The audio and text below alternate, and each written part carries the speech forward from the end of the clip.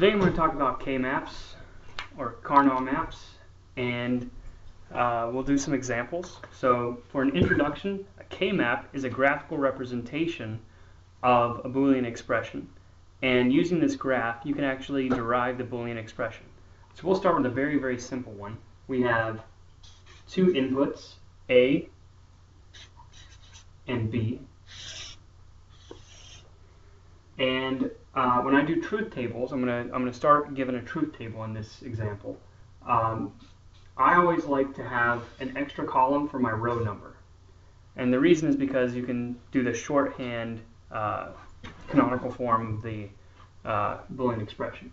So here I'm gonna write my row number 0, 1, 2, and 3, starting of course at 0 because computers count from 0. And we're going to represent each of these columns. So the 0th column is 0, 0,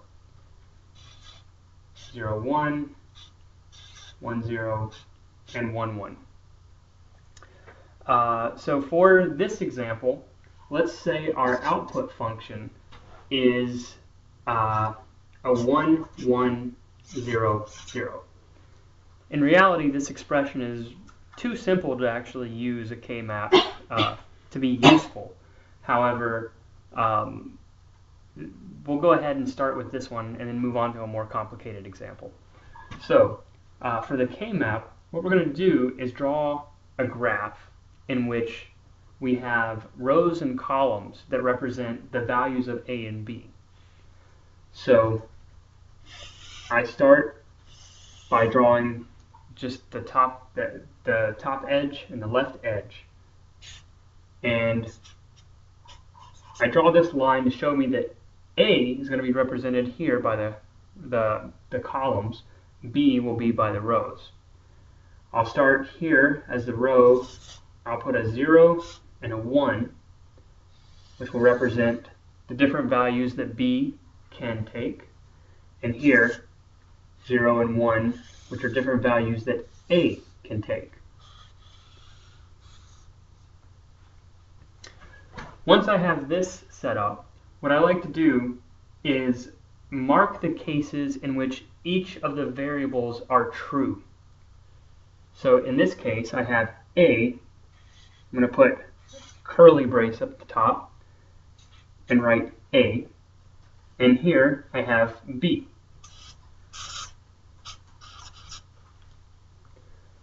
It's a little tough to see, but it's just a little tiny note. You don't really have to make a big, elaborate thing here. But what this means is that in this column, the value of A is equal to 1. In this row, the value of B is equal to 1. And before we can fill it out with the actual data, usually the thing that I like to do for K-maps, it's kind of similar to this extra column I have here on my truth table, is I like to number each element in this map. So I start with 0, 0. I'm going to put 0, and I'm going to just make a little subscript over here in the bottom corner. So for A equals 0, so in this column, and B equals 0, so in this row. So where those overlap is this element. I'm going to put a 0. And again, it's really tiny. You can probably barely even see it, let alone read it. I'll try to make the other ones larger here. So the important thing is I don't want to confuse the 0 here with the actual data that might be representing our output in that element. So the next one we'll do is we'll put a 1 for where A is 0, and B is 1. So there's a 1. So for 2, we have A is 1, so now we're in this column. A is 1, B is 0, and I'm going to put the number 2. And finally, we'll put 3 in the last one. So now that we've set up our K-map, we can finally start putting data in it.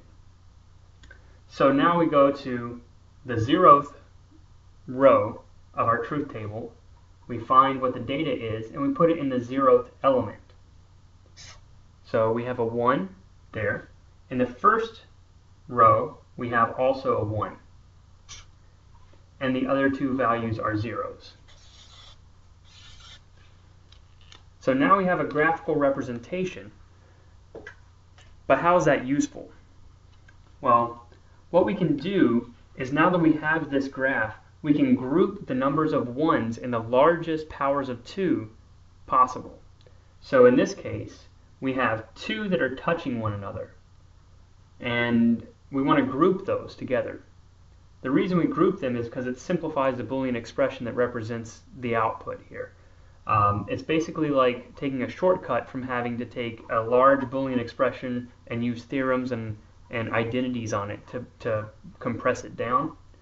So for this case, I'm going to circle these two.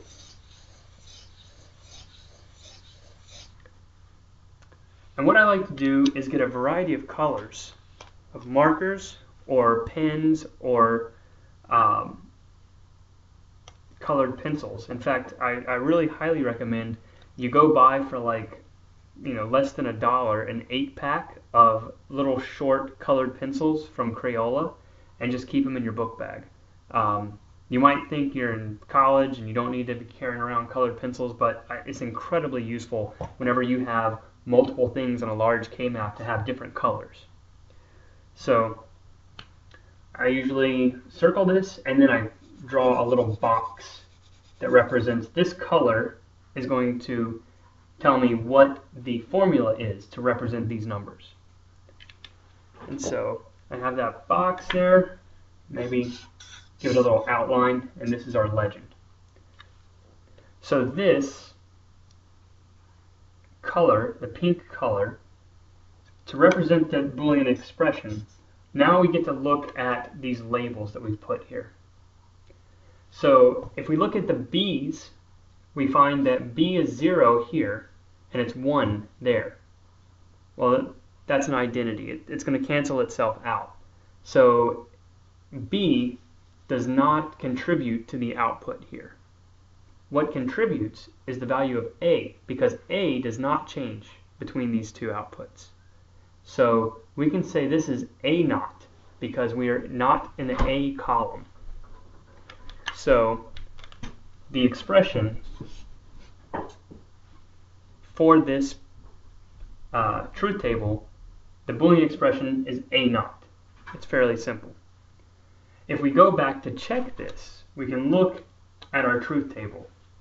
Any instance where A is equal to 0, we should have a 1 for our output. So we go back here, we have A equals 0, and we have a 1 for our output. A equals 0, there's a 1 for our output. Now this also implies that any case where A is 1, our output is 0. So we have a 1 for A, the output is 0, a 1 for A, an output of 0. And for this particular case, it's much easier to see that this is just a simple inversion if we just cover up our B column. So we can see anytime A is 0, we have an output of 1. Anytime it's 1, we get an output of 0. So this is the first 2-input example. We'll make that a little bit more complicated in the next example.